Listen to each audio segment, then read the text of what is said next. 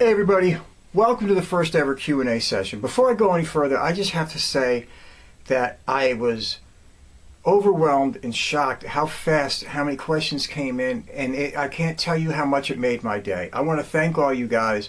You know, when you do something like this, you're never really sure how it's going to go over, if anybody's going to really care to ask a bunch of questions, but you guys really came out with so many so quick. I was like, oh my God, this is amazing.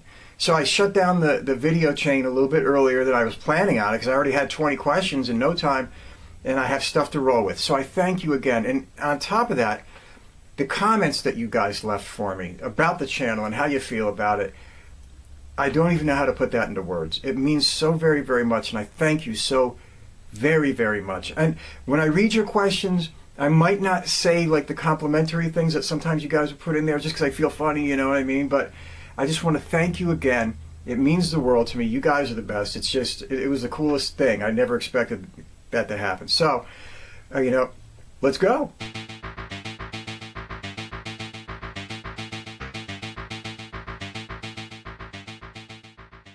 Okay, I'm going to do these in order. I was going to mix them all up and do all kinds of crazy stuff and everything like that, but I think it's just going to be easier now if I literally start with the first ones that arrive and just tear through the list. So that's where we're going to go. And my first question is from Bolzano Strangelove, and that's a great handle, by the way. I mean, how do you beat that?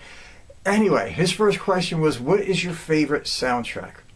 I got a quick story for that. My mother, when I was a kid, was a member of a Record of the Month club. This used to be popular back in the 70s, you know what I mean? And she would always buy albums and have tons of crap and all that kind of stuff. But she at one point asked me, what would you like out of this catalog? You can pick anything you want. And I found a soundtrack in there that as a child I loved and I still love to this day. So I selected an 8-track tape of the soundtrack to Jaws. And I still love that soundtrack to this day. Not just for the, the creeping da-da stuff, but you know what I mean? All that whimsical music and that sailing high adventure music, da-da-da-da-da-da-da-da-da, all that kind of stuff. Love it to death. That movie is just going to always be ingrained in me, and that soundtrack will always be ingrained in me. There are others. I love the soundtrack to Star Trek II, The Wrath of Khan. I love the soundtrack to a lot of Carpenter stuff, like Escape from New York and things like that. So there's a lot of things, but the Jaws will always have a special place in my heart. Also, if you mean like anything with soundtrack as far as like, band soundtracks or something like that, number one will always be Purple Rain. I love that movie to death. I love the soundtrack to death. The album is just amazing. I also love the soundtrack, whatever, to Jesus Christ Superstar, the motion picture. I have that. I mean, I just think that's amazing. I also have like The Crow and Strange Days, which I think are just awesome. And I know I'm going to catch some shit for this, but I also have a soundtrack double album from back in the day of a little movie called Sgt. Pepper's Lonely Hearts Club Band starring the Bee Gees and Peter Frampton.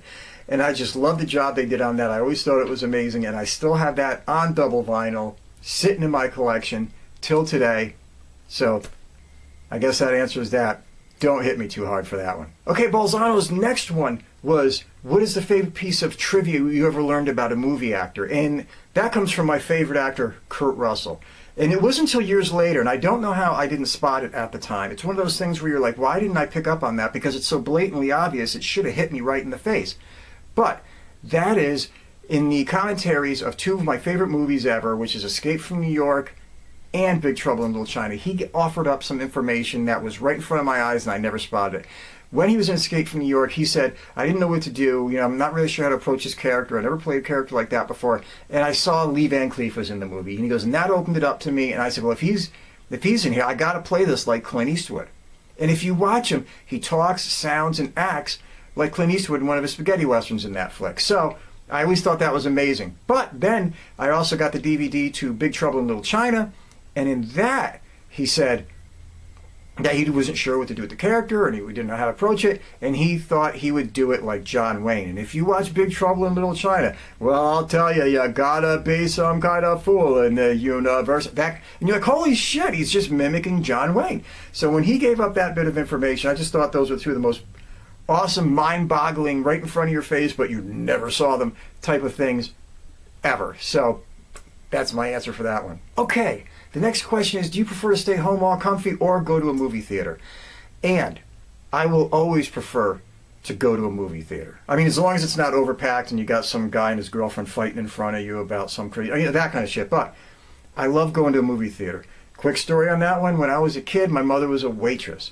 And, from like my birth until I was like 16, she was a waitress, and she would always take her tip money that was change, nickels, dimes, and quarters, and throw it in an ashtray that she stole from work. Anyway, that was my money to make it through the week. So I could go get a candy bar, so I could go do something I want. The first thing I would do is I would go into that thing, and at the end of every week on Friday, I would pick out all the quarters, all the dimes, anything that meant something, and I would walk down to the local movie theater that we had. It was called the Madison Theater, and that place had the largest indoor screen in upstate New York at one point. It was huge. It was an old-time theater. It had a stage in front of where the screen was. It was just amazing. It was the coolest thing ever to look at. And you would go in there, and the screen was like the size of a drive-in, if not bigger. It was just ridiculous. And I would walk there every weekend. I didn't give a shit what was playing. It didn't mean anything to me. I would go. And I've seen so many things. I don't care if it was Herbie Rides Again or Benji, or all the way till Terminator and Aliens and My Cousin Vinny. I went there to see something almost every single weekend. It was like an addiction. I loved it. And I will never forget the feeling of being in that old school theater, sitting in those red chairs, and just watching whatever they put on that screen in front of me and just taking it in for what it was. I had the time of my life. And sometimes I even had money for popcorn too. Okay, if I could meet any actor or director, who would it be?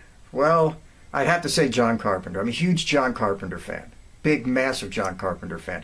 And I think if I met him, it would kind of be underwhelming because he's so underwhelming about what he's done. Every time you talk to him, he's like, whatever, whatever. I just did that, whatever. So it might not be as interesting as I thought, but just hearing the stories of so many of the movies that I love, from Halloween to Escape from New York and The Fog and his whole list of shit. Big fan. Would love to see that stuff. Would love to be able to talk to him about it and just see what happens. Okay, the next question is, if I could direct a movie, what kind of movie would it be and who would be in it? This is kind of funny.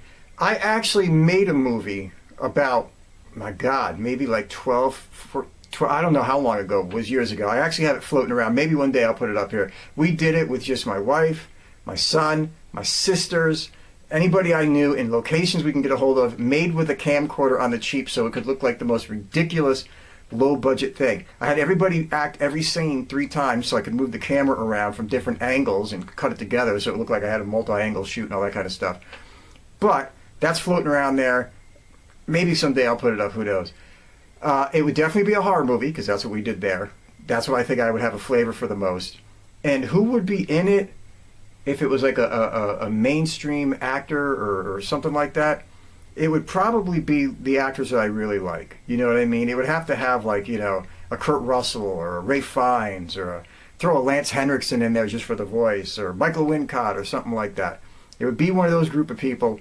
I really love what they do in motion pictures. I love all the shit they do, and they just have a certain for me when I see them in film. So, horror movie all the way, guys.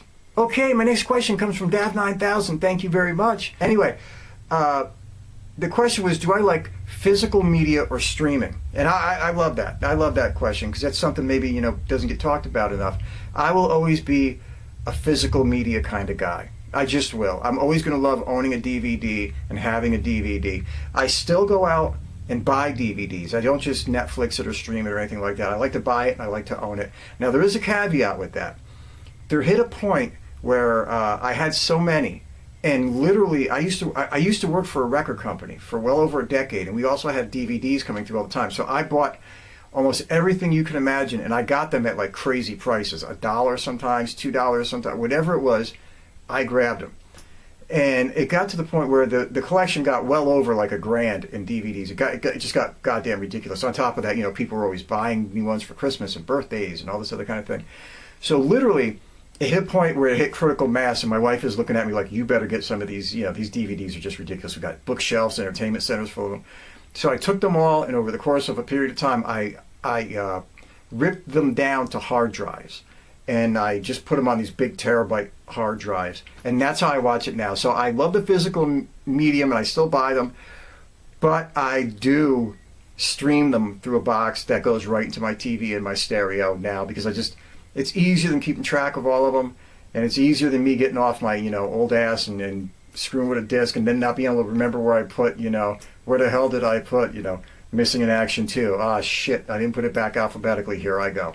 So it's one of those things. It was just easier. So I'm still a physical media guy. Still go out and buy them, do the whole thing, but I do stream them from my own device.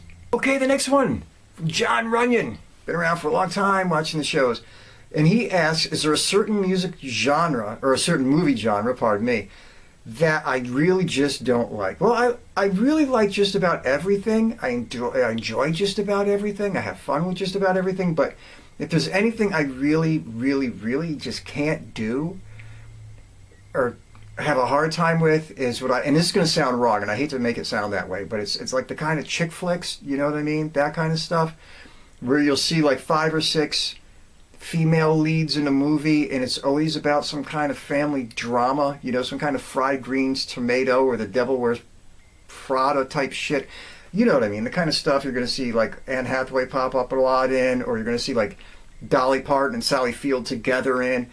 But within 25 minutes, I'm usually just looking for a place to throw myself out a window. That's just not my thing. And it's nothing against like women or anything like that by any stretch of the imagination. Some of my favorite movies of all times and favorite series of all times, whether it's Aliens or whether it's The Girl with the Dragon Tattoo or whether it's whatever, is all female-led and all female-driven. I love those motion pictures. Even the first, Resident Evil and all that kind of shit. You know what I mean? I just love that shit. But it's just that sappy, goofy, we're all going to get together and talk about relationships and our feelings and all that kind of stuff. If you're going to give me a cast of women, it better be in like some kind of a B-budget movie like Fugitive Girls, and they're escaping from prison and fighting with each other and all that kind of shit. Then I'm good. I'm with it. But if it's the other kind of stuff, it's like I feel like I'm watching like the fucking Waltons or something, and I got to get out of there. Okay, another one from John Runyon. What is your favorite horror movies? I can go on for days about that one. I mean, it would be kind of ridiculous, really. I would just go on and on and on. I might make a video, that kind of breaks them all down, one after the other, But I'll give you a quick overview. I've always loved Halloween. I'm a huge fanatic for Halloween. I love, I don't know if you would count Jaws as a horror movie, but I love Jaws. I always loved The Changeling with George C. Scott. I think that's really more of a ghost story maybe than a horror movie. I don't know. Of course, the original Alien, right there. I mean, I've watched it so many times, it's almost disturbing at this point. There might be something wrong with me, who knows? And just as a point of reference, the movie I've watched the most in the history of my life is Jaws. When I was 15, I remember I lost count at like 43. So it was like, and since then I've watched it a zillion times. So I have no idea where I'm at with that. But literally, and I love like, The Fog, another Carpenter flick. And I had to save it for last because it might be number one, but I'm really not sure. And that is John Carpenter's The Thing. I love The Thing. I mean, I just think it's perfect. The setting is perfect. The acting's perfect. The directing's perfect. Everything about that motion picture blows my mind. All the effects by Rob Bottin and everybody. I've watched that thing so many times it's not even funny. That movie to me is just about as good as it's ever going to get in that genre, ever. Okay, and the next question comes from Tuskar of Falkreath. I'm sorry if I'm pronouncing that wrong. I mean no disrespect. Honest to God, I'm just really, really horrible about putting things like that together. It's not my strong suit by any of the imagination. So please forgive me. I really don't mean to get it wrong. But Tuskar asks, first question, Kirk or Picard? This goes without saying. It'll always be Kirk. I am an original series Star Trek fiend. I love that show. I loved all the original movies, all that kind of stuff. Next Gen was okay. It was what it was. I have no problems with it, but I always felt like I was watching, some kind of a UN mission in space or something like that. It was very diplomatic. It was very, I don't know. I'd rather see a bunch of cowboys running through space. Intelligent cowboys that knew how to handle situations intelligently and with thought. But there was like a kind of just an adventure that I've seen in the original that I've never seen really any of the others recapture.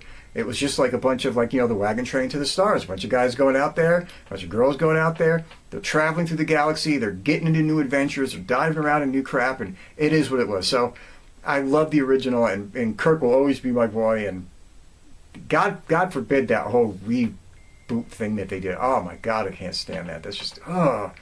Whew. Ooh, the worst zombie apocalypse found in movie cinema. Oh my God. I really, and I know this is going to sound crazy because it maybe wasn't one of the biggest hits out there or something, but I always liked that 28 Days Later and even 28 Weeks Later motion picture. The zombies were moving a bit quicker, all that kind of stuff. So those ones, even though it's a modern zombie flick, it's not like Night of the Living Dead or Dawn of the Dead or Day of the Dead. And hey, who doesn't want to be trapped in a shopping mall during the end of days? But for me, I really loved the zombies and the whole feel and the vibe of 28 Days Later. I thought they really nailed it out the park on that. I like how they did it. I like how they presented it. And I just thought it was a really well-made movie. I liked that one. Would you ever consider a review of a classic war movie? You know, I never really thought about that too much. I would.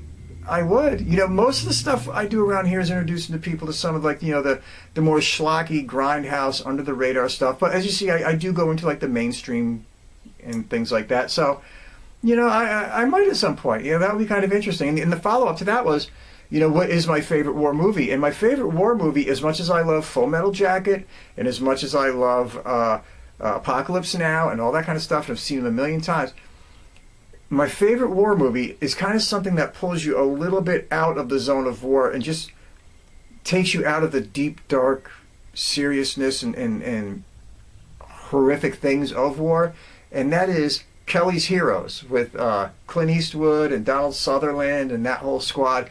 I thought that movie was a great blend of action and humor and fun, and, you know, it's just one of those movies I could watch over and over and over again. And another one was like Force 10 from Navarone. It just had just enough humor and just enough seriousness to make it a motion picture that, you know, I like to revisit. Okay, another one from Tuscara is, what do you think would be the worst creature to have to fight from a movie?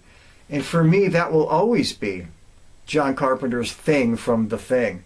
Because the idea that it could be anyone, it could be around you, it could slowly take you over without you knowing it, just by a couple cells of it getting into you and slowly going through, where you can be infected and you don't know, or it could be your friend or your neighbor who's acting a certain way and you don't know. So I always thought that would be the most horrific, because it's nothing you can see or project forward, because as you're planning to take it on, like if it was like, you know, Godzilla, who I love, by the way, or something like that, you have this vision, it's out there, you're here, they're there, and you're going out to conquer it. But with The Thing, it was everywhere, and you didn't know where it was, and you didn't know who it was, and you didn't know how to defeat it, or how to beat it, or if it could be killed.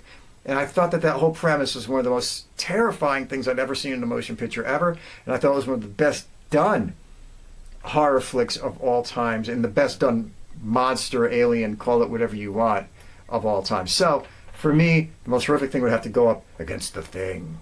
Did I ever see Mark Hamill in the Guyver movie? No, I never did. I'll check it out now that you recommend it. I like when people give me things to go and look up and see, but I've never seen it. So if I get a shot, I will definitely check it out. I'll let you know what I think as soon as I do. And maybe a cool experience. I don't know, but I never caught it. So sorry. And finally, on that one, do I play Dungeons and Dragons? You know, there's a funny story to that. When I was in high school, I had never heard of Dungeons and Dragons before. This is in the early, you know, in the 80s and stuff. It had to be like 85, 86, whatever. And I knew these guys, and they said, hey, man, do you want to come down and play? I'm going to this table to hang out. Do you want to play Dungeons and Dragons? And I'm like, I never heard of this. This has got to be kind of cool. Whatever, I'll go. What do I care? You know. So I go down there with my friends, and everybody has like paper and dice, and I'm like, yo, where's the game? I'm thinking it's a board game. You know what I mean? I'm thinking it's like Monopoly or some shit like that. And all of a sudden they were like, there's no board game. And I'm like, huh? What's going on? And they explained the whole thing to me and everything, and it was cool because I appreciated what they were doing, but it was so far from what I was used to. So although I think Dungeons and Dragons and all that kind of stuff is great, it was nothing I ever got into or I ever really played a lot. You know what I mean? I've done some of the role-playing games. There was some Star Trek ones out years ago and shit like that. And we played those and the rolling the dice and the whole nine, but it still had something in front of you and everything. So I never really did the Dungeons and Dragons thing, at least the way it was presented to me. Maybe there's different versions or something like that, but it was nothing I really followed. But to everybody who does, God bless. You know, it's a cool way to have fun and stay out of trouble. So More power to them. And the final question from Tuskar is, what do you think of Alien? Oh, I love Alien. To this day, I watch Alien probably once every 6 months or something like that. Easily. You know what I mean? It's that or Aliens. I love that series, and I think that everybody should get a chance to watch the director's quote-unquote cuts of those that they came out with in the big deluxe edition, where you could watch the one you seen in the theater, or you could watch the one that was like, you know, you never got to see in the theater. And there's some really cool differences and some really cool things, and I love them both versions to death. And I've watched Alien a million times, director's cut a million times, and Aliens too. Some of my favorite flicks. Okay, from Subway Switch, this is a funny question. Do you realize that you have some interesting or fun catchphrases that you use all the time? Honest to God, I never think about it or anything like that. I do know that I come from a family where funny little catchphrases are kind of like the norm. You know, my mother was that way. My grandmother was that way. My mother and father got divorced when I was very, very young, so we lived with my grandmother until I was like, you know, 1.5 until whatever, you know, friggin' 16 or something. And everything was said to you in a weird catchphrase. Like if you were outside and kept coming in the house, you know, you hear, you know, you run around like a rooster with your head cut off. You know, stop acting like a cat on a hot tin roof and knock off the shit. And that was the way you were spoken to. So to this day, I have a weird way sometimes, and people will tease me about it.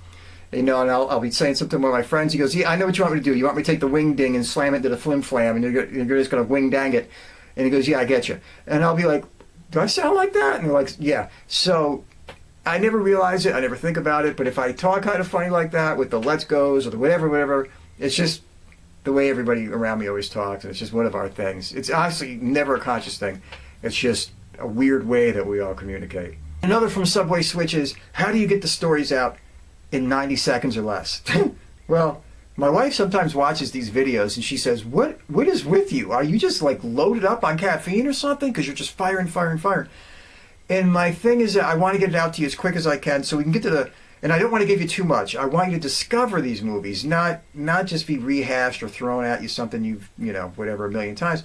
I want you to go out and look at them and discover them. If you've seen them, you already know. And if you haven't seen them, I don't want to tell too much. So I keep it really short. I hit on the basics of the story.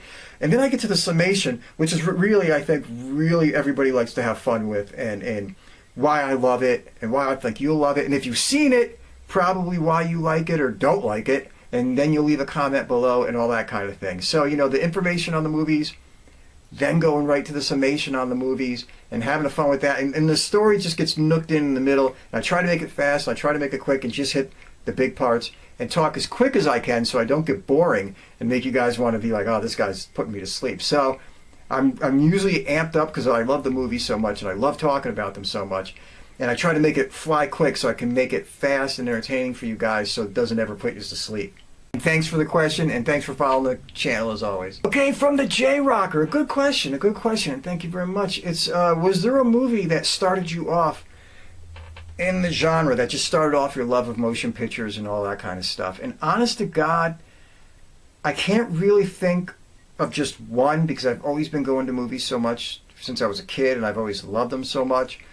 And when I was a kid, you know, growing up, as I mentioned before, with my grandmother, it was very old school. My mother worked nights, and I lived with my grandmother. And it was very, children are to be seen and not heard. You know, you speak when you're spoken to, the old school type of stuff. So your TV and books became your outlet and friend. You know what I mean? So I spent so much time watching them and so much time reading that it was kind of like, I can't remember where it all began. But I do remember, and I've mentioned it before, having a strange fascination with Jaws. And I literally, every time it would come in, we would get, we wound up getting HBO at some point. I can't remember how the hell we paid for it. I don't even remember if it was, you know, they were bleeding it off of upstairs. I don't know what the hell was going on, but we had HBO. And we would get these, you know, guides or whatever. And there were these little books. It was back in the days when HBO would come on at a time in the day and shut off at a time at night. It wasn't 24 hours yet. And I would go through and I would circle every time that Jaws was on. And I would make sure I was in front of the television set every time Jaws is on. I'd go to my grandma and I'd say, please, Jaws is going to be on at 4 o'clock. Can I watch this? And she'd be like, yeah. And then 2 days later, I'd be like, oh my God, Jaws is going to be at like 9. And she's like, is there something wrong with you? And I'd be like, yeah, I got to see it again. And that went on for I can't tell you how long. I was just addicted. So if there was ever a motion picture that probably really damaged me and made me like a movie freak, it was that. And also, I really, really, really remember, and I don't know why, the first time I seen the trailer for Star Wars and losing my shit. I remember just seeing it and I was like, oh my God. And I ran to my mother and I said, can we go see this? We got to go see this. And, you know, we got to go see this motion picture. This will be the end of the universe if we don't go see this. And she said, yeah, we'll go see it. She wasn't into movies like that. She used to take me to movies quite a bit, but it was always like the movies like, you know, she took me to see Saturday Night Fever, for God's sakes, and Thank God It's Friday. And even the Village People's You Can't Stop the Music, and you know, crazy shit, along with some, you know, kid flicks. But this was one that I really wanted to go desperately see. So she had her boyfriend that she was with they were together for years, and she said, you know, can we, you know, you guys all want to go see this? And we went, and he flipped out. So then he grabbed me again a couple times after that and said, do you want to see Star Wars again?